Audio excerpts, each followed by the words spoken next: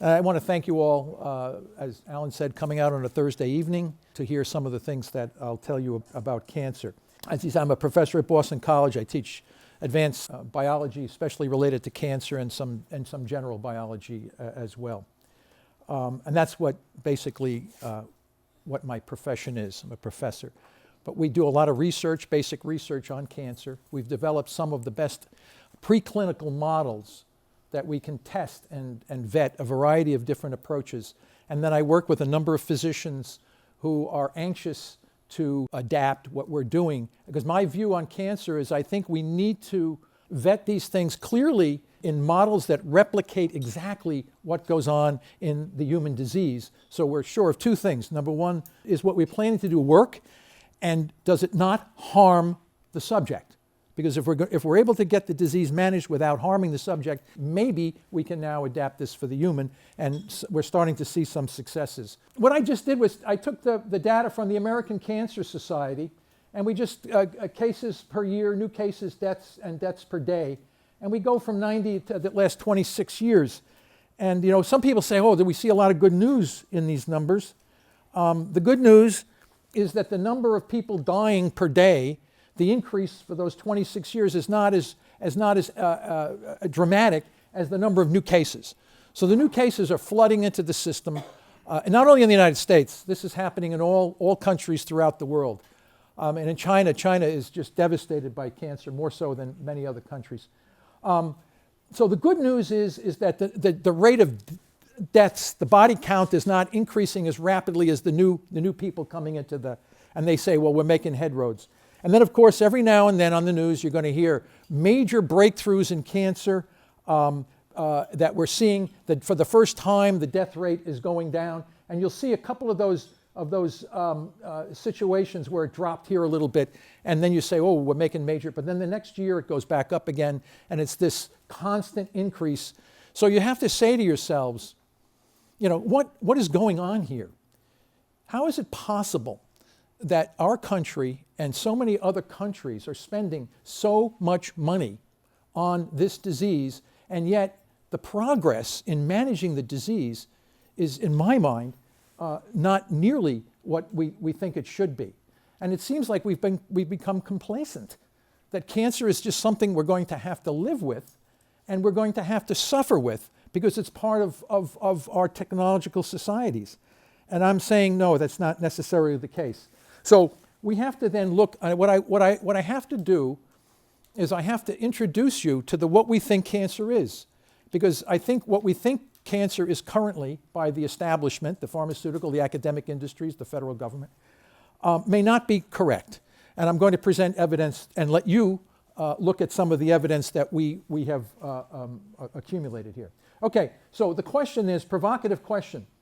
Is cancer a nuclear genetic disease, or is it a mitochondrial metabolic disease? They're very different aspects of this. Because this is the cell, and we know that these cells grow out of control. And this is the nucleus of the cell. Now, according to the current view, the DNA right here in the nucleus becomes damaged, and that's what sends these tumor cells into uncontrolled growth. The other aspect here is that these little bean-shaped organelles that are in the cell, they're called mitochondria. And they're the organelles that generate the energy for our cells. They're responsible for our respiration. So the question is cancer a genetic involving the nucleus as the primary driver of the disease, the mutations in the nucleus, or is it possible that it's these little organelles in the cytoplasm outside of the nucleus that might be the real culprits on this? And this is the focus of the first part of what I'll be talking about, just so you have an idea of what we're really talking about here. Okay, so the current dogma is cancer is a genetic disease. In this paper by Hallmark's Next Generation, a very commonly cited paper, it pretty much sets the whole playing field of what the nature of this disease is. Cancer cells carry the oncogenic and tumor suppressor mutations that define cancer as a genetic disease. Now, we call it a dogma. A dogma is an irrefutable truth. A dogma is something that's no longer questioned. A dogma is something that now is the way it is. We have dealt with all the other issues. This is the way it is, and we're going to work within this mindset which leads to an ideology. Now, I say it's a dogma because I told you I teach biology and biochemistry and genetics at Boston College, and any of the textbooks that you open up in the section on cancer, first thing, cancer is a genetic disease caused by oncogenes and tumor suppressor genes, which I'll go over. So this is where it is. And this information is not questioned. There's no other alternative. You see, you're reading the books, the kids have all memorized. So we've indoctrinated several generations of scientists and physicians through our educational process, and therefore the research and the approaches to this disease come based on the dogma. Now, here's an example that they use in the textbooks to illustrate this, a car. The dogma is platformed on the somatic mutation theory of cancer. And in my book, I go through a very detailed explanation of all this. Basically, mutations in genes inhibit or stimulate cell division and contribute to cancer. So here's a group of cells, they're growing out of control, and this is what we call cancer. It's a bunch of cells in the body, and I'll talk about how they spread and all this other stuff, metastasis. But they use this car. The car is out of control. It's going as fast as it can. It has no brakes. And this is to represent these cells. There's no longer any growth regulation. The cells are growing like crazy because they have no inhibitor genes, and the genes that stimulate growth are out of control. So now, the research industry and our attempt to understand and manage this disease is based on these hallmarks. And these are the hallmarks that are outlined by Doug Hanahan and Robert Weinberg, who's at MIT. Now here, sustaining proliferation, evading growth suppressors, activating invasion and metastasis, enabling replicative immortality, inducing angiogenesis, which is the blood vessels that go into the tumor cells, and resisting cell death. Now you have to realize each one of these hallmarks is the subject of multi-billion-dollar industries, okay? We have pharmaceutical and academic hospitals and labs focusing on one or several of these aspects, the so-called hallmarks. The concept, of course, is that if we can understand the mechanisms of these hallmarks, we can then provide better therapies for managing the disease.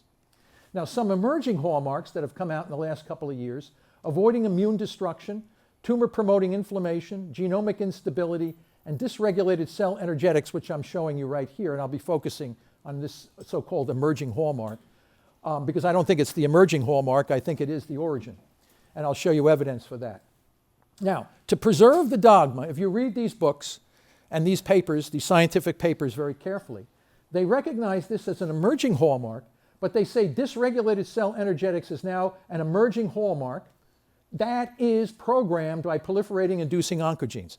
This concept preserves the dogma. So the dogma, everything has to do with the nuclear gene mutations, and that's the origin of the disease. So wherever you want to look at, any one of these hallmarks or any of these differences, it's got to be based on the fundamental issue of the dogma, which is the somatic mutation theory of cancer.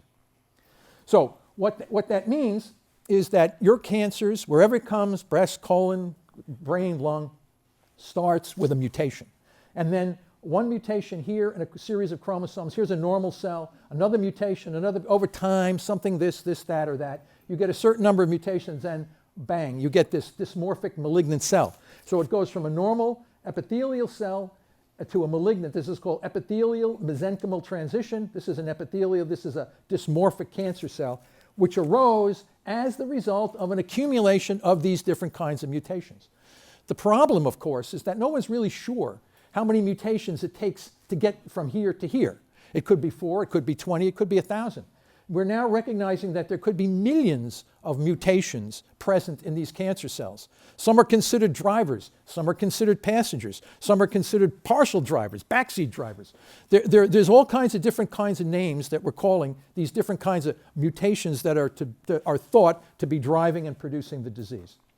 So then, as the result of this dogma and mindset, we now have what we call personalized therapy, and you'll hear this advertised, at least up in Boston at the Dana-Farber, and you'll hear it from Cancer Center Treatment Centers of America. You'll hear about, we're going to use genomic testing to see whether or not your cancer can be treated or managed or something like this. And this woman is staring into the screen looking at information with extra copies or genes or whatever, and then she's going to make a decision and say, does this information help us in prognosis, or do you think we can use this information as the result of a therapy? And the major medical schools are building big departments that are breaking down, that using the genomic information. You hear it all over. This is the dogma. The cancer is a genetic disease based on somatic mutations, and the way we're going to manage this disease is we're going to better understand how these mutations work to produce the disease.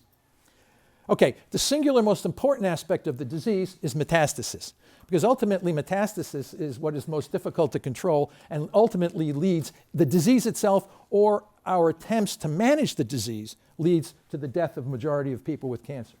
So the interesting thing, and this is a diagram or a picture, the green cells are the tumor cells, and they go through this stereotypical cascade, metastatic cascade. The interesting thing about the metastatic cascade is that it's a very stereotype. Whether you have lung cancer, colon cancer, bladder cancer, breast cancer, these cancer cells go through a very stereotypic process. Local invasion, so the cells break through their normal barrier. Intravasation, which means they enter into the bloodstream. This is a very sophisticated biological process. You can't believe the number of reactions that require cells that are not supposed to be in the bloodstream to get into the bloodstream. They have immune system survival. The immune system doesn't attack them. They're immunosuppressive, and some of these new drugs you hear about, these checkpoint inhibitors and all this, they're designed to try to make them more immunoresponsive. In extravasation, so these tumor cells here in the bloodstream, they leave the bloodstream and they enter into different organs or different systems at distant places. This is called extravasation and secondary tumor formation.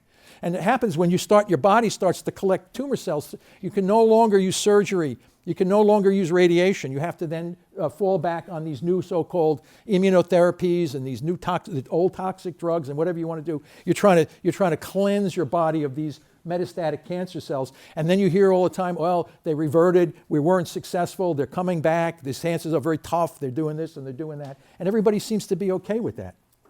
Now, one of the questions is, how can the accumulation of random somatic mutations cause a non-random metastatic cascade based on this epithelial mesenchymal transition? Nobody discusses that. It's just one of those things we don't discuss. So I put this picture up here, the dilemma that we have. How can we advance new therapies for cancer management and prevention if the 800-pound gorilla thinks cancer is a genetic disease and dogma rules? So who is the gorilla? Who's this gorilla that's telling us? It's the National Cancer Institute. Go to their website. See what they say on the National Cancer. Cancer is a genetic disease. The academic industry, the academic and the top labs in the top medical schools are locked into the dogma.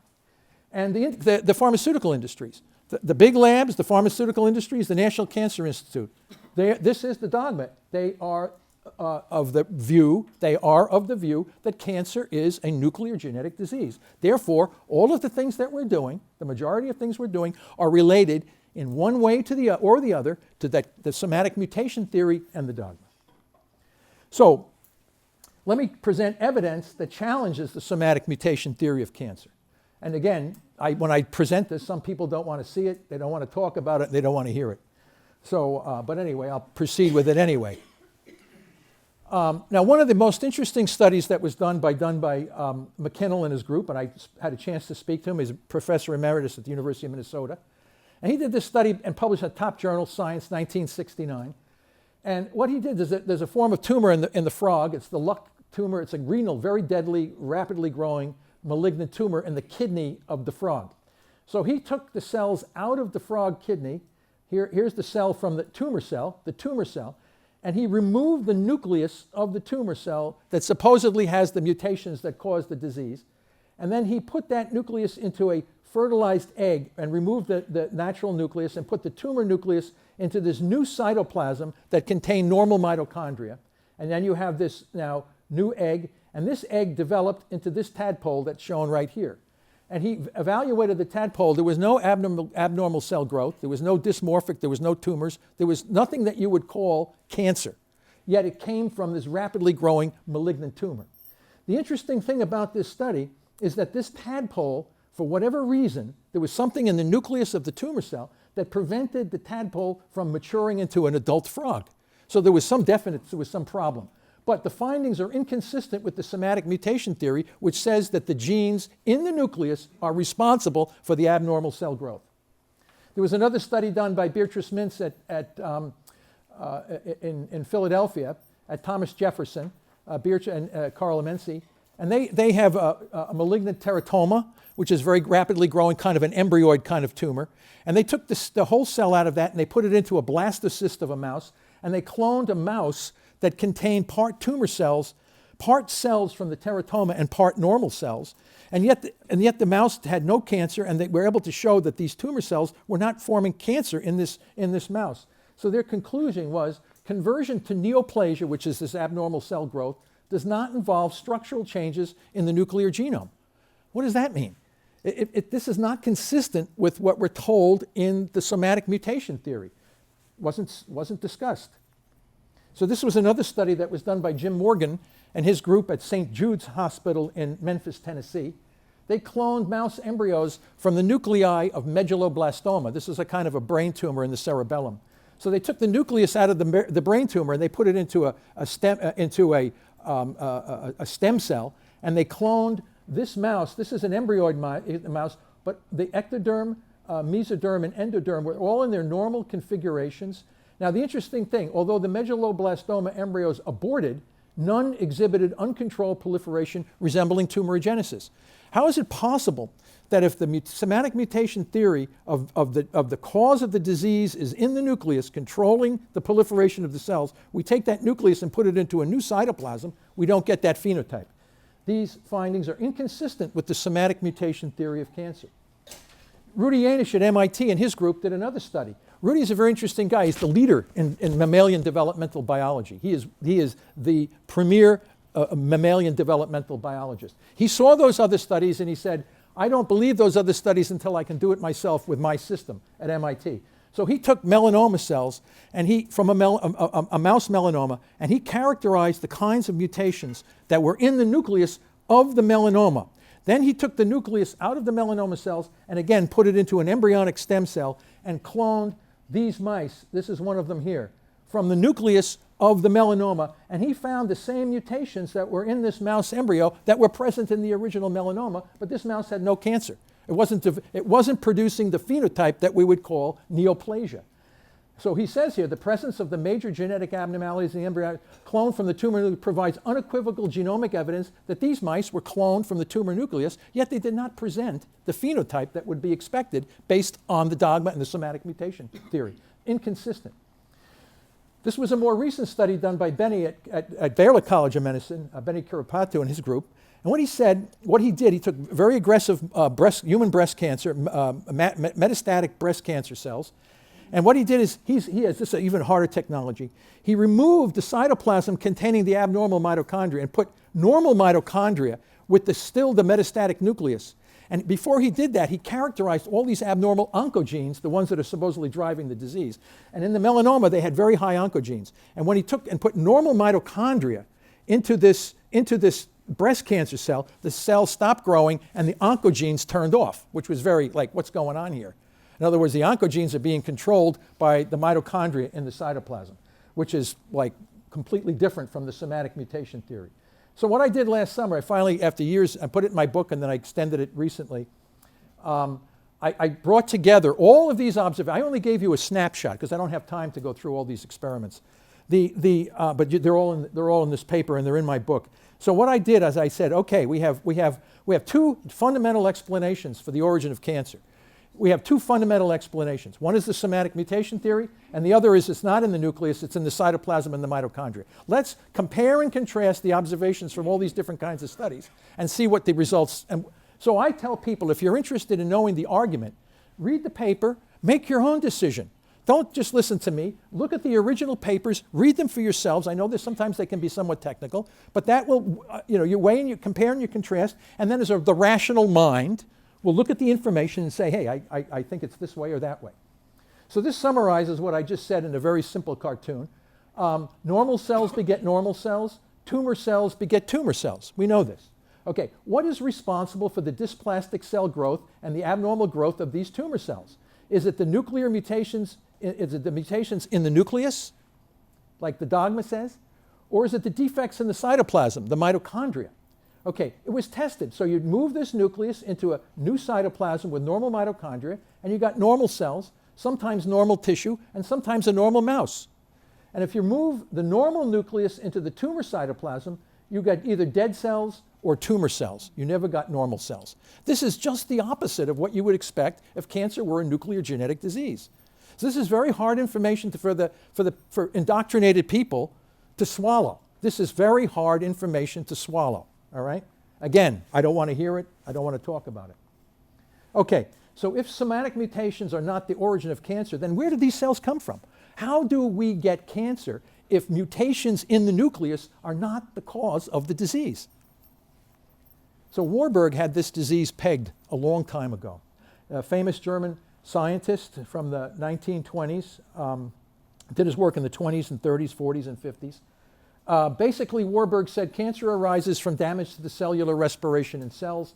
Energy through fermentation, which is a primitive form of energy, gradually compensates for insufficient respiration. Cancer cells continue to ferment lactic acid or lactate in the presence of oxygen. This is called the Warburg effect.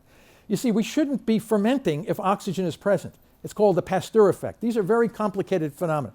If you put yeast cells in no oxygen, they throw out lactic acid. They begin to ferment, okay? But if you bring oxygen in, they stop fermenting and they start to breathe. Respiration is breathing. Cancer cells continue to ferment even when oxygen is present. So this is an aberration. This is an abnormal thing. All cancer cells, to one degree or another, are fermenters, all right? So then the enhanced fermentation is the signature metabolic malady of all cancer cells. So when we look at cancer from the genomic atlas, the Cancer Genome Atlas, we take someone's tumor and we spend a lot of money fragmenting thousands and thousands of mutations and cataloging all of these mutations. And what we find is that every cell in the tumor has a different constellation of mutations. So the goal of the personalized medicine is essentially to try to target different kinds of pathways from these mutated cells to try to manage the disease. But every cell has so many different kinds of mutations. How are you going to build a cocktail of targets when every cell is different and they all have constellation? This is the strategy. This is called personalized medicine, which is being done today. Now, that's one. Okay, that's what I just said. Just think for a minute. Do you think that's the wise strategy? Now, if every cell in that tumor is fermenting to some degree, regardless of what the nuclear mutations are, and we know what the fuels are that these cells are using to ferment, doesn't it make sense that you might want to deprive those cells of those fuels they're using to ferment when all of them are doing the same thing to one form or another? Why are we not doing that? So when we talk about respiration, what is respiration? We breathe air. We're sitting here right now, tonight. We're breathing, right? Nobody's fermenting. Even if you're falling asleep, you're not going to be fermenting. You're still going to be breathing. So we breathe in air and we exhale, all right? We breathe in oxygen, and the waste products of fermentation are basically carbon dioxide from the foods that we ate and water. That's the waste product, all right? And we get most of our energy by breathing. We breathe.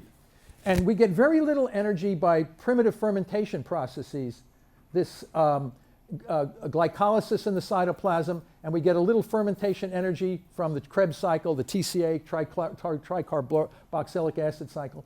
So you can see 5%, 5%. Most of our energy comes from breathing.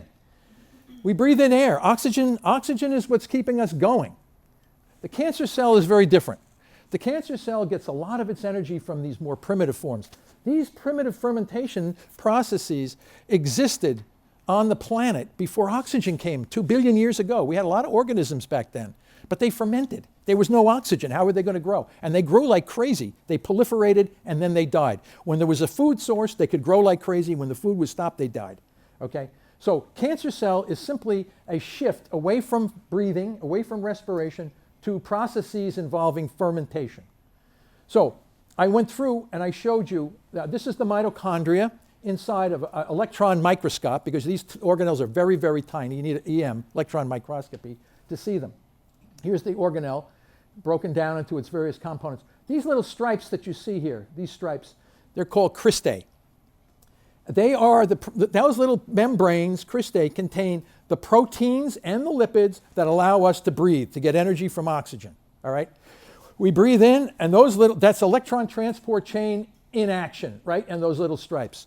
This is the mitochondria from a glioblastoma multiforme, a very deadly human brain tumor that you've heard probably a lot about, with Senator Biden's son and others that have had these horrible tumors. And there's a crystallysis. You see, those little stripes are missing. We call this a ghost mitochondria. The very structures that are responsible for us getting energy from respiration are missing. This organelle is not going to be able to produce sufficient energy by respiration. So if that cell, that tumor cell, is going to live, it has to get an energy from a different source. And that source is this primitive form of energy called fermentation. Now, I want to go back and say that we don't know of any cancer cell that has completely normal numbers and function and structure of mitochondria. When you look at tissues, in culture you might see a little bit different, but when you look at solid tissues, you usually see that. Okay, so what we have to do, if we're going to redefine what the nature of cancer is, we just can't ignore all of the other information that's happened through decades of research by the top medical schools and the top labs throughout the world. We don't ignore that stuff. We just have to re-explain it. We just have to provide an alternative explanation for what we have, a new way of looking at the same information. The information is not going to change. We have mutations in the nucleus. Yes, there are mutations in the nucleus. Yes, these cells ferment, they don't respire. Yes, they have all of these things. So how do we reconfigure the origin of the disease in light of a reanalysis of the information about the disease? So we have to go back to the hallmarks of cancer, like I showed you that the dogma is telling us, and we have to be able to re-explain the dogma in light of an alternative explanation for what the disease is. And that explanation is mitochondrial metabolic disease, but we have to first deal with the paradox. The oncogenic paradox has stumbled many scientists in this field, okay? So let me just say for a minute, what is this oncogenic paradox? It was first pointed out by Albert St. Georgi, who won the Nobel Prize for his work on vitamin C. He said, there's a problem here. There's a problem, and it's the paradox. How is it possible that so many provocative agents that we know are linked to the origin of cancer could produce cancer through a common pathophysiological mechanism? Okay, and if you want to see, if any of you have read Siddhartha Mukherjee's book, The Emperor of All Maladies, it was on the New York Times bestseller list. He won the Pulitzer Prize. Ken Burns, the famous movie guy, he just produced a film on the Emperor of All Maladies. I mean, he got a lot of press, a lot of people heard about this. Look at page 285 in Mukherjee's book. He's struggling with the oncogenic paradox. On 303, he struggles with the oncogenic paradox. Look it up. So he said, how is it possible? We know carcinogens in the environment cause cancer. Radiation causes cancer. Hypoxia, inflammation, rare mutations, RAS oncogene, viruses, age. The older you get, the more likely you get cancer. Viruses, hepatitis C virus, papilloma virus, HIV virus, they all cause cancer. They all damage the respiration. They all cause problems. They all generate reactive oxygen species in the organelle called the mitochondria that's supposed to give us energy. Okay, and then people say, well, what about these people who get, like Angelina Jolie gets BRCA1, she has her breast removed, her ovary and whatever, and other people do these prophylactic responses because they inherit a gene. Therefore, cancer must be a genetic disease because the gene causes it. Li-Fraumeni syndrome, ovarian and brain cancer, and a variety of other cancers caused by inherited mutation in P53, the tumor suppressor. Those mutations knock out and influence the function of this organelle. So they're really secondary causes, as is carcinogen, radiation, and hypoxia. All of them work through the mitochondria. And the ROS, reactive oxygen species, these ROS are carcinogenic and mutagenic. That means they cause mutations and they produce cancer. So the ROS come from damage. These things in the environment or inherited damage the organelle. This produces reactive oxygen species. These reactive oxygen species further damage the organelle, and they also cause mutations. So now we go back to the dogma. The dogma says cancer is a disease of somatic mutations. Where are all these somatic mutations coming from? They're coming from the ROS generated by the mitochondria. So are they the cause of the cancer, or are they the effect of the cancer? Which I should say, not the cancer itself, but the initiating cause of the disease, because then the disease progresses. Now, these little organelles signal the nucleus and says, we're not able to get enough, we can't breathe, basically, we're suffocating. So the cell has two choices. The cell can either die It could say, well, you suffocate, you're going to die. You hold your breath long enough, you're all going to die, right? Okay. Or you can turn on genes that are going to upregulate primitive pathways that existed long time ago, millions of years, that were evolved, and you ferment. And all cancer cells then begin to turn on these oncogenes, and the oncogenes are transcription factors to upregulate these primitive energy pathways that existed on the planet before oxygen came in. So these cells are going back to a state that organisms on the planet existed in a billion years ago. So now they become free of regulation. So that what was normally regulating the mitochondria is now becoming dysfunctional. Now we can begin to link the hallmarks of the disease to this linkage scenario. As the cells stop respiring, stop breathing, they start fermenting. The red line is indicative of fermentation. So your cells, the mitochondria become progressively damaged because this is an evolving, escalating situation. Now the cells enter the default state. All of these first three hallmarks, these cells flip to the way they were before oxygen, which is dysregulated cell growth. They proliferate. As long as food is there for fermentation, these cells will grow like crazy. Then because cancer looks like a wound that doesn't heal, blood vessels come in. So this is the angiogenic thing that we spend millions of dollars, billions of dollars trying to figure out this process here, driven by VEGF.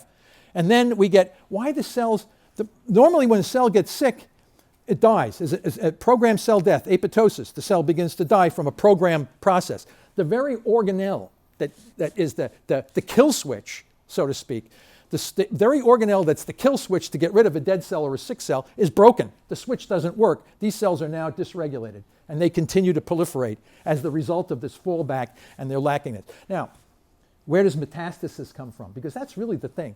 You can talk about, a lot of what I've already spoken about happens in benign tumors as well. And yet you can't believe we spend more money studying benign tumors than we do studying metastatic disease. How do we get metastasis? Okay, here's the scenario. Here's a normal population of cells. They get provoked by by something in the environment or a chemical, radiation, virus infection, age, whatever. They start to proliferate, but they don't spread. They form a lump or a bump, and they continue to grow, maybe very microscopically. The cells of our immune system, the macrophages that signal that there's something disturbed in the microenvironment, come in, and they come in as wound healing cells.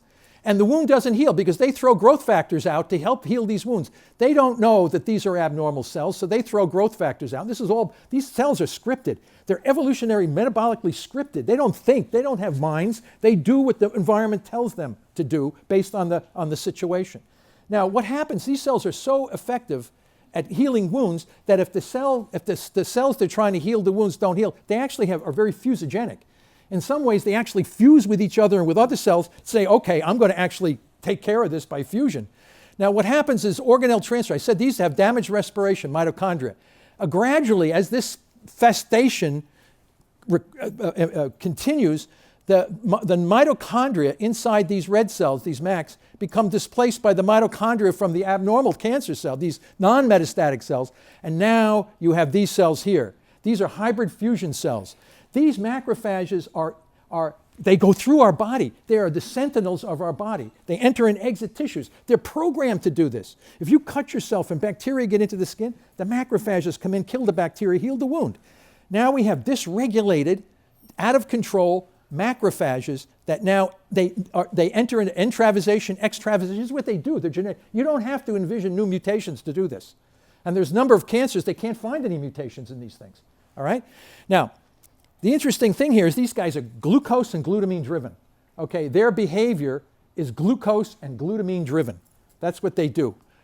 So if most cancers express the Warburg effect as a result of impaired respiration, what therapies might be effective in managing and preventing tumors? Now, you see, once we have a clear idea of what the nature of this disease is, okay, once we know, oh my God, it's not a genetic disease, despite the fact that we're spending billions of dollars in this failed effort, and the body count tells you that. Okay, now what can we do? All right, so these cells are now dependent heavily on glucose and glutamine. So what we want to do now is we want to try to see what we can do. One strategy is to try to reduce levels of fermentable fuels while elevating levels of non-fermentable fuels.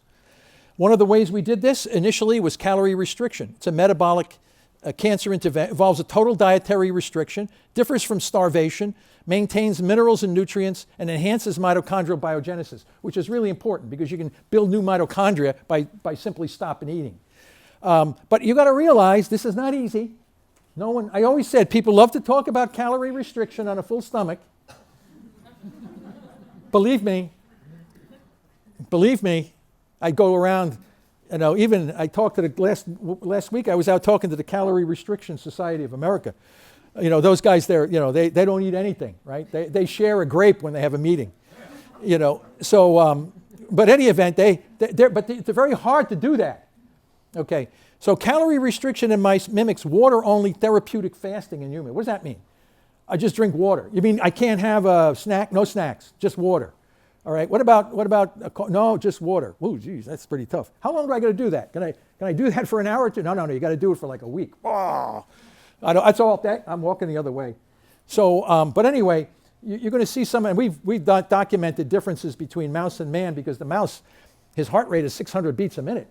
If our heart rate was 600, my head would blow off my body. So, so you have to realize what we see in the mouse. Oh yeah, look at that mouse. Only has to eat 40% less, and look, he gets his tumors gone. Doesn't work that way in us. All right.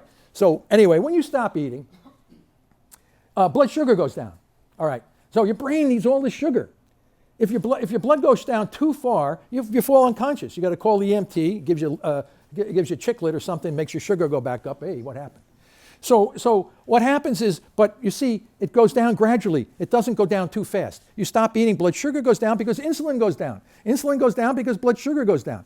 Your body says, hey, when is this guy? Then I get hungry, I got to go back and eat some stuff. I get my sugar back up again, I feel good. All right, but if you don't go back and get something to eat, the body says, okay, this guy's not going to get something to eat. If we don't get something to eat soon, we're going to go unconscious. So the brain has an alternative. It burns ketones. Where do you get ketones from? Fat. Okay, we're evolving, our species, we survived. We're supremely designed to not eat. Now you put an organism, the human being, in an environment. This organism, we're designed to survive for long periods of time without food because we have an incredible capacity to store energy. What happens when you take this kind of an organism and put it in an environment where all this food is glucose, as much as you can eat, wherever you want to go, everywhere on the store, the donuts, pizzas, you get fat, right? This is what happens. Now, what happens now, you can mobilize that fat if you stop eating. The fat you take it out of your fat, goes to the liver. The liver now brings these ketone bodies, and the brain begins to burn ketone bodies. This is how we function when we don't eat. So these water-soluble ketone bodies are an alternative to glucose, and they can then replace glucose. The problem is the tumor cells can't use these very well. They need a good mitochondria to burn ketones, and the tumor cells don't have that. And here's just a quick diagram. So a brain tumor cell, we work with a lot of glioblastoma, a lot of brain tumor. Glucose comes in. Under normal conditions, the glucose would be fully oxidized and you'd produce CO2 and water.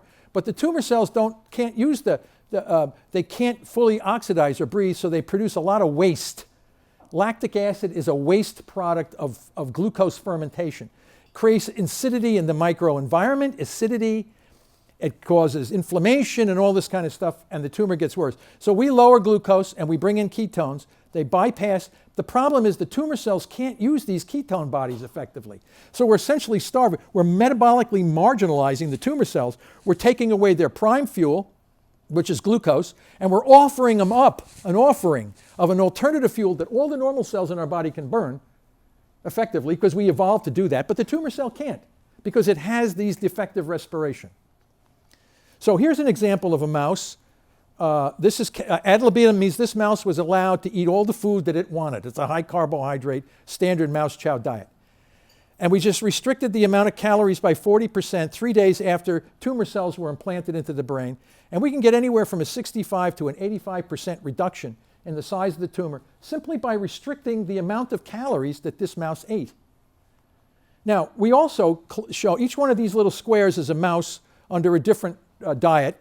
And you can see as glucose goes down, going from higher to lower, ketones go up. This is the evolutionarily conserved adaptation. Happens in the mouse, happens in the rat, happens in humans.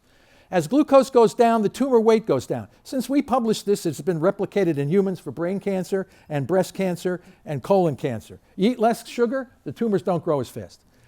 Now, what is the mechanism by which it works? It targets 3 of the prime hallmarks of cancer. It's anti-angiogenic, it stops the blood vessels going into the tumor. It's anti-inflammatory, and it's pro-apoptotic. It kills the tumor cells by a non-provocative mechanism. It's called programmed cell death. Each one of these processes is the subject of multi-billion-dollar industries building drugs that can be anti-angiogenic, anti-inflammatory. Bevacizumab, Avastin is one of these. You know it doesn't work. I'm going to explain that. Anti-inflammatory drugs. If you stop eating, you get the same effect, right? Nobody tells you that. Now, I'm going to go over this. This is, we built a model of GBM, a very powerful model in mouse. It's one of the best animal models, if not the best. And we showed that if we simply this is a histological section of the tumor in the brain. You put the cells in, they go from one side of the brain to the other, just like human. And you can see when we put them on the calorie restriction, you can see how demarcated the tumor is. Here it's not demarcated. This dark blue are the tumor cells. They run right through. We can slow it down. We don't cure. We don't use this term, oh, we can cure cancer with calorie restriction, or we can cure cancer with ketogenic diets. Wrong, okay. Don't ever say, people in the media will say, Seyfried says you can cure cancer with a ketogenic diet. No, that's not true, I'm telling you. You don't do that. What you can do is you can slow the system down and make the system vulnerable to cocktails which will involve hyperbaric oxygen and a variety of other drugs. So this is one way, and I'll talk about that in a little bit. So now the problem is restricted ketogenic diets. See, the problem with calorie restriction is calorie restriction. Nobody likes calorie restriction. Cancer patient comes in, and then you tell him you can't eat anymore. The guy already has depression. He has all these problems. He's freaked out by the nature of disease, and now you say go home and don't eat anything? It's not what he wants to hear. So we have to find a way to replicate the biochemical processes in the body that calorie restriction will do without doing full calorie restriction, and that's the ketogenic diet. So restricted as well. So what is this diet? Now this is another thing that gets, what happened to there we go. Ketogenic diets. Yeah, listen to me.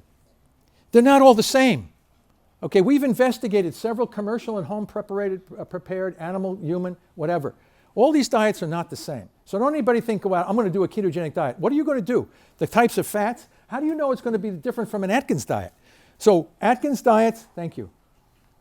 Okay, Atkins diet, see, the ketogenic diets are very low in carbs, very high in fat, moderate protein. So Atkins diets have too much protein. People say, oh, I'm going to do it. They don't know. I'm blowing ketones from a urine stick. That must be I'm in ketosis. No, you're blowing ketones in your urine. That doesn't mean you're in ketosis.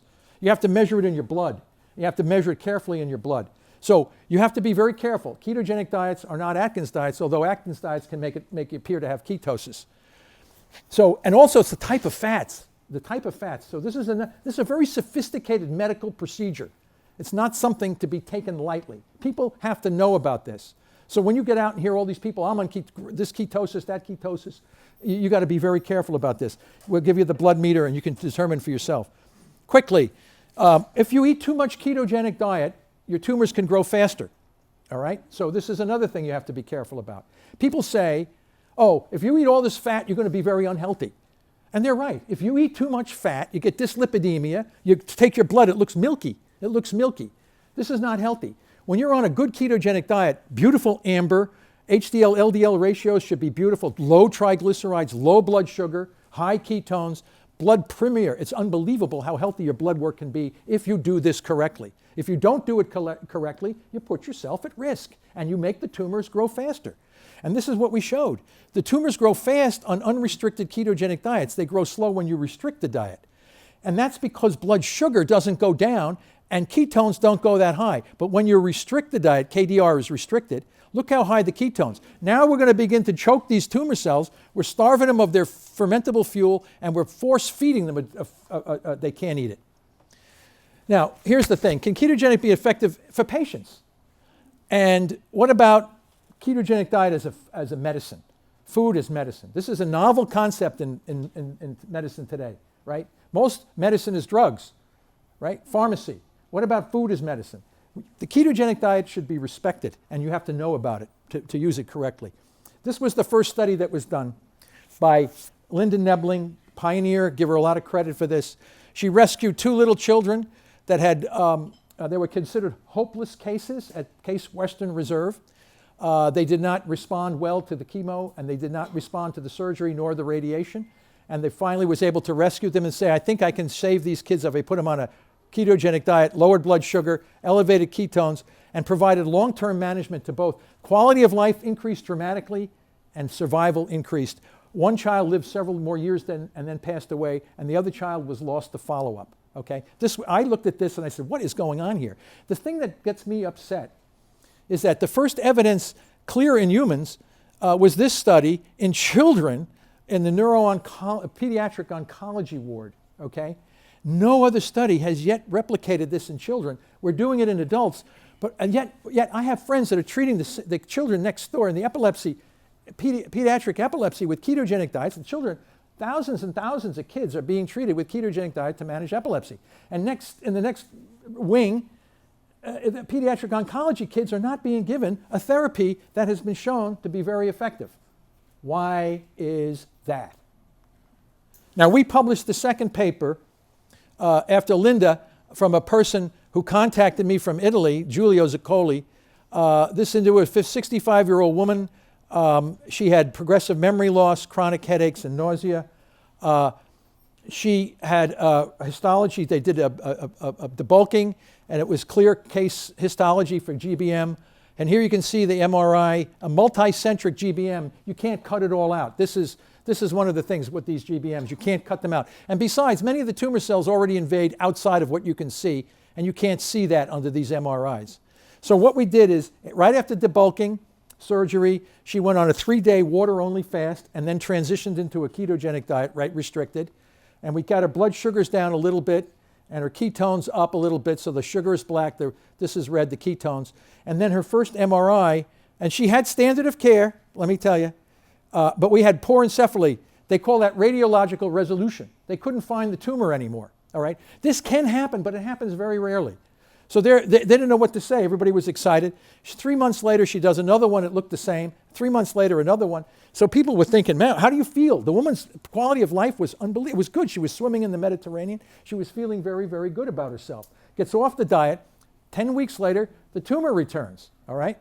Rather than going back on the ketogenic diet and therapeutic fasting, she decided to do Avastin, bevacizumab, right? Which was taken off the market for breast cancer because it was causing more harm than good. So they gave, and it's still used in the United States and Switzerland, and it causes the tumor cells to spread even worse. It's terrible. In my book, I blasted it. So yet we still use it, okay? And I can go into that. I can do a discussion, but I don't have time. So then I got really upset. And I said, we did a lot for this woman, and then she went on the Avastin, and then she died, and I said, Jesus, what the hell's going on here? So then I started looking at what are we doing to these cancer patients? Brain cancer. What are we doing to these people? All right? You come in, you fall down, you have a headache, you have a seizure, you have something like that. Oh my God, you got a GBM or something like that. So the first thing, we have to resect immediately. So we debulk. We go right in and we take the tumor out as quickly as we can. And it also depends on the nature of the patient. Sometimes you have watchful waiting, sometimes you don't. That's the surgeon's decision. But when you debulk a tumor, you create a tremendous amount of wounding in that place. Then as soon as the patient recovers a little bit from the debulking, they go under a very powerful radiation therapy. And it's called radiotherapy, and it causes a tremendous amount of necrosis in and around where the tumor used to be, okay? Now, oftentimes the brain swells when you give radiation from all this, so they give high-dose steroids to stop the swelling of the brain. This drives the blood sugar up. This makes blood sugars go high. And you create all this necrosis. And this releases glutamine, a lot of glutamine. You break these glutamate cycles, and you free up these molecules.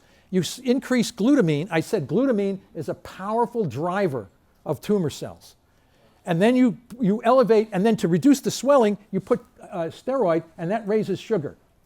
And to make matters worse, all these tumor cells, the majority of them, are infected with human cytomegalovirus. Very interesting infections. It was only recently found a few years ago. They are like superchargers for using glucose and glutamine. So we have an infection of the tumor cells, and we freed up massive amounts of the two fuels that are going to drive their fermentation. we have the standard of care. I published this in Lancet. I didn't think they would accept it, okay? It's a top cancer journal. I was like shocked when they said, we'll publish your note. I said, geez, I thought I was going to be shot. So you know what the field, here it is. I published this in 2010. And I said, we create the perfect storm. We create a perfect storm for the demise of these poor patients. Now, if you stick the beast with a stick, don't you think it should elicit some sort of a response? Nothing. Silence in the entire oncology community. Nobody said a word. So now, I just said we created the perfect storm in the way we treat patients who have glioblastoma. Here are the data, okay? The survivors using standard of care. The red are those individuals that got radiation alone. 278, 0 survivors. Then we added temozolomide, an alkylating agent, which was the biggest breakthrough in brain cancer research for years, and we were able to get progression-free survival a little bit better. This gap here was considered the biggest breakthrough in brain cancer research in 50 years from this alkylating agent. And I said, wow, this is better than just radiation alone. But then a paper came out of UCSF, San Francisco, published in Top Journal by Johnson. Temozolomide increases driver mutations. What? How is it possible? What does that mean? I said to myself, I said to my students, I said, what the hell is going on here? Okay, we're giving an alkylating agent to a brain cancer patient, and they are doing better, but this drug increases driver mutations. Isn't that the dogma says if we increase driver mutations, we increase fitness and growth speed, but yet the patients are doing better. How do you explain that? So I was again provocative. I wrote in Cancer Letters, another top journal. I said, what does temozolomide do to people? All right?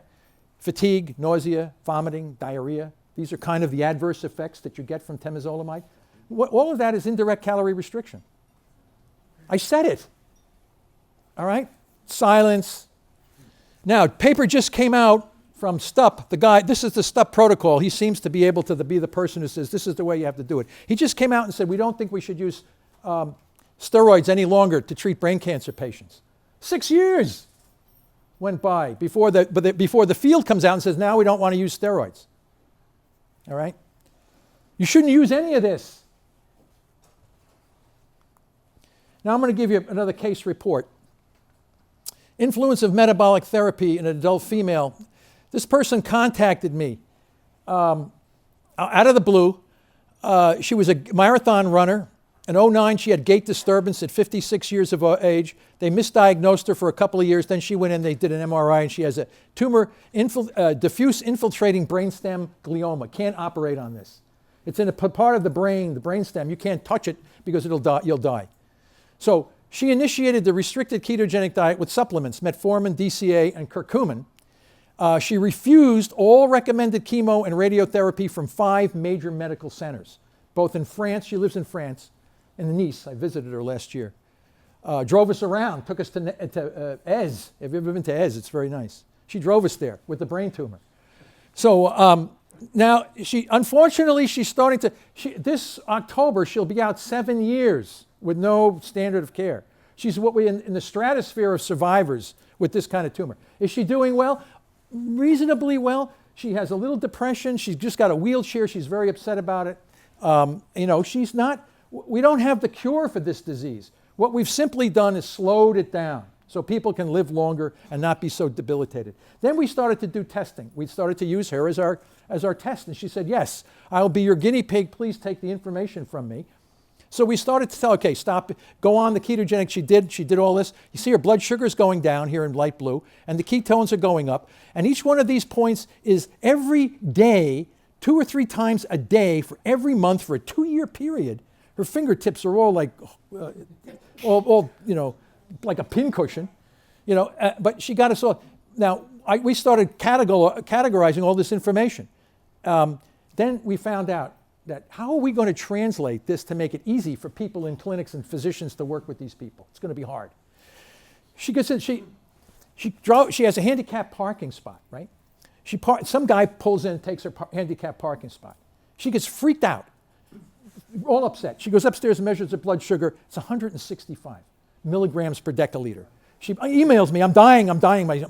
Here I'm back in Boston College, and she's from Nice, France, telling me. And I said, what's your ketones? Oh, they're still pretty high.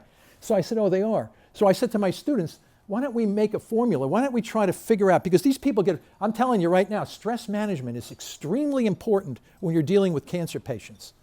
Because the disease itself causes stress. It's an emotional thing. There's something about having a fatality in our existence that knows that, hey, we don't have all the tomorrows that we think we're going to have. That creates stress. Stress elevates. Blood sugar goes up as the result of that. You've got to have stress management. You're going to do much better. So we decided to redefine the nature of this. Glucose ketone index calculator, published a paper in Nutrition and Metabolism, take the ratio of blood glucose in millimolar and ketone, and we get the ratio. And we think by meta-analysis in our own studies, 1.0 or below seems to keep these tumor cells in a lower rate of growth. So we published this, and we think this can be used by the cancer, not only brain cancer, all cancers, because they're all basically the same disease. They're all fermenting. They need glucose. And look at when we replotted her data. See how nice? Now the smooth curve. So even if she gets into a fight with the neighbor, it's not, the ketones are keeping that number down so she doesn't freak out. Now here, what's going on here? Ketogenic diets done correctly are powerful weight loss therapy. This is what people are using it for, basically, right? They're all talking about ketogenic diet. You can lose weight. You don't eat any carbohydrates. The weight flies off you. You know, Trudy, the person told me, he says, you can never be too rich or too thin. But she reached the point where she says, you know, I need to put on a little weight. So she gets off the diet a little bit, and then she goes back on it, and she's doing this. Because she's thin, but she's healthy. She's thin but healthy. But anyway, it's a weight loss diet, so you have to know how to balance all these things out. The bottom line is that you got to lower blood sugar and elevate ketones to hold this beast down. It's not going to be as angry or growing as rapidly if you can deprive it of its fuels. Now, how are we going to manage the disease long term? How are we going to call it resolution? Okay, cancer resolution. What does that mean? Okay, that's a long-term management. Okay, we want to keep people alive longer and healthier than what is currently done. Is it possible to develop a therapy that will provide long-term resolution without toxicity? Okay, that's the key. That's the goal. That's our goal. Okay, now we know that these tumor cells are filled with mutations. The genome projects tell us that. Most of the cells in the cancer have all these mutations. They lack the ability to flip from one form of energy to another form of energy because they have all these genetic defects. So if we begin to change the environment in which they live, their microenvironment and their own ability to grow, you need energy. You need something to fuel. What fuels their growth? Glucose and glutamine. They can't grow without those molecules because they can't respire. They have to ferment. Their respiration is defective. So what we do is we deprive them of their fuels that they use to ferment, and at the same time we force feed them respiratory fuels in the presence of oxygen. And we try to blow them up without harming the other cells in the environment. All the other cells are burning ketones.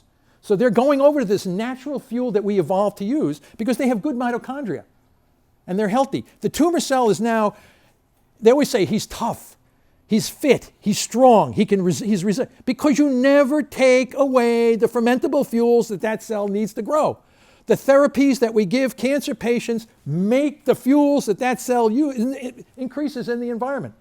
This is nuts. And the drugs that we use to kill cancer cells are targeting the nucleus. The nucleus is not the problem. Right? So what we do is we bring them into these restricted conditions called the press. You suppress the growth.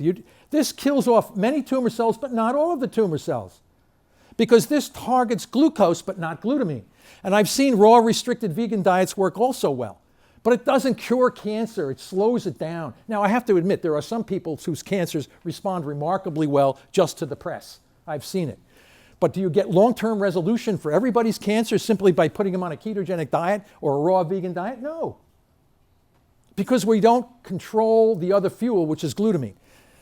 non-toxic drug targeting of glucose and glutamine, and hyperbaric oxygen. And hyperbaric oxygen becomes important because radiation, which is used in many, many forms of managing cancer, kills cancer cells by increasing ROS, R-O-S. But it's indiscriminate killing. It kills the tumor cell, it kills the neighbor, it kills a lot of other things, and it creates necrosis and frees up glutamine. We don't want that. Hyperbaric oxygen can do the same thing without harming the normal cells, as long as you can deprive the tumor cell of its fermentable fuels. Then it becomes susceptible to ROS, created by hyperbaric oxygen, which is much less harmful to the body than is radiation. Now, exercise is an important component, but we don't yet know how to balance the exercise issue in with these other processes. This is called the cocktail. The cocktail is going to involve the press and a series of pulses that are going to be delivered to people over a series of time, and we would like to make this time the same time frame that you would go if you had standard of care. So they give you a whole routine of radiation, they give you a whole bunch of chemo, you come back for this and that. We think we can build a cocktail that will have the same therapeutic benefits to resolve the disease, make people live longer, and quality of life go up, because you're not making these people sick. You're essentially making them healthy. The only thing you're making sick is the tumor cell. The normal cells are getting healthier and healthier. So this is the strategy. And we just have preliminary results. This is using 2-deoxyglucose. It's a glucose inhibitor with the ketogenic diet. The drug has no effect in very low dose. The diet has an effect. Diet and drug, you get synergy. This proving that we can get synergy by using diet and drug. And then, of course, Dominic D'Agostino, my colleague, was here last time, and he presented this from Angela Pofe. We all worked together on this. We label the tumor cells bioluminescent labeling so we can follow their metastasis through the whole body. Beautiful model, excellent model for systemic metastasis, which is the killer of most people. Hyperbaric oxygen by itself, well, not much. Ketogenic diet by itself, yes, a little bit, yeah, but this wasn't restricted. It wasn't restricted. If you restrict it, you get much better results. And then, of course, if you put the two together, you get synergy. And this is the way, this is press pulse. So in this particular case, it's the diet with hyperbaric oxygen. Also, you have to realize 25% of people that die from cancer get metastasis to the brain. Lung to brain, breast to brain, kidney to brain. So brain becomes a big problem. So this mouse has a very bright body, very purple. And of course, the brain it came from the viscera to the brain. This mouse has the same bright, not as bright, of course, but the brain was significantly reduced in cells that entered the brain. This is just the diet. We're working on new formulations. This is another thing. We have so much to do in this field. It's unbelievable. We can tweak these lipids and we can make these proteins different, every one of them designed to stress out these tumor cells while making the normal cells healthy. It's just a world of unbelievable new stuff that could come down if people were interested in it. Can't get these people out of this dogma. It's unbelievable. Now, this is a concept slide that only the biochemists would see. For a cancer cell to grow, you got to make protein, you got to make fat, and you got to make nucleic acids. You got to make that. Otherwise, you can't grow. Cancer, you have to rebuild everything. Glucose and glutamine are the fuels to build the machinery, to build the nucleic acids, the fats, and the proteins. The cell is blown out, so it has to use these primitive forms of energy. So if you shut these down and give them hyperbaric oxygen, you're going to blow this sucker up. He's not going to be able to protect himself. These cancer cells have powerful antioxidants. They are but they're on the edge of life. They're this far from death, but they have a very powerful antioxidant system made from glucose and glutamine. If we take away that, their shield of protection evaporates, and we starve them, and we put the oxygen in there, we blow them up, and we make it so it's non-toxic to the rest of the body. Now, I just want to end with this one slide. Somebody asked me, what about the dogs? Okay, I think the segue into the human is going to come through the canine. Okay, so this woman contacted me from Georgia with her dog as a giant mast cell tumor right under the nose. She goes to the vet. The vet says, we're going to surgically resect the tumor. We're going to give the dog radiation and chemo. What else is new? The dog might live 6 months, going to be sick. You have to realize that. She said no. She said, I couldn't believe, she just looked at my YouTube videos and read the papers. A layperson that has no, she went to the butcher, she got organic chicken meat with the bone still in it. medium chain triglyceride oil, little fish oil, and a raw egg, and said, okay, this dog weighs this much, it's a working dog, it should have 1,800 calories a day or something. I'm going to cut it by 40% and give the dog 2 meals a day of a restricted amount of food. The dog lost 5 pounds in this treatment. But look at this. It's July 2013, September, this giant tumor went to that spot. Now here in 2014 it went here. In January 2015 the dog has just this tiny little freckle right there. The dog, I called her up just a couple of weeks ago, how's Minka doing? Oh, Minka's doing fine. So now the guys from Quest Nutrition saw this stuff and they built this keto pet sanctuary in the middle of the Texas desert, and they put in vets and MRIs for dogs, hyperbaric chambers for dogs, ketogenic diets for dogs, and they presented the work at the meeting we went to in Tampa, and they were able to resolve cancer in 12 out of 15 dogs just using metabolic therapy. And they're going to publish it. They got a bunch of physicians and scientists that are working on this. And I says, can you imagine if this stuff gets out into the literature? Why are we curing all these damn dogs of cancer and we're all being nuked and poisoned? Does that make sense? Anyway, to conclude, cancer is more of a mitochondrial metabolic disease than it is a nuclear disease. I hope I was able to convince you, or at least open your mind to that.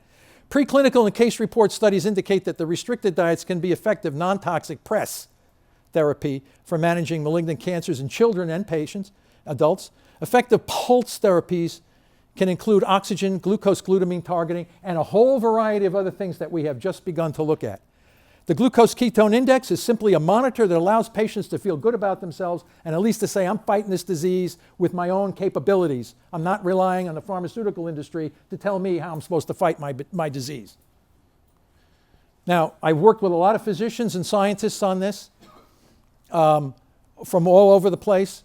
I've been funded by private foundations, and I want to mention the Single Cause, Single Cure Foundation. And if you guys, I don't take money. If you want to give money to this, this is one of the few foundations that actually is interested in trying to manage cancer using metabolic therapies. They're not so interested in the mechanism. They want to see results. Is it possible to do what I just said? Build cocktails that are non-toxic, that kill tumor cells while making the rest of the body healthy. So they're interested in hyperbaric oxygen, non-toxic drug targeting, and see if we can, in fact, resolve these diseases, because we're going to move it right. I have a number of physicians that want to move this right into the patient population, if it works in these preclinical models, because we don't want to be treating these mice and having them die and suffer just like humans are dying and suffering. So if I can keep these mice alive with metastatic cancer and glioblastoma for a significant period of time, and they look pretty good, and they're not dying, then I'm going to tell my friends in the clinics, why don't you try this on your patients? So thank you very much for your attention.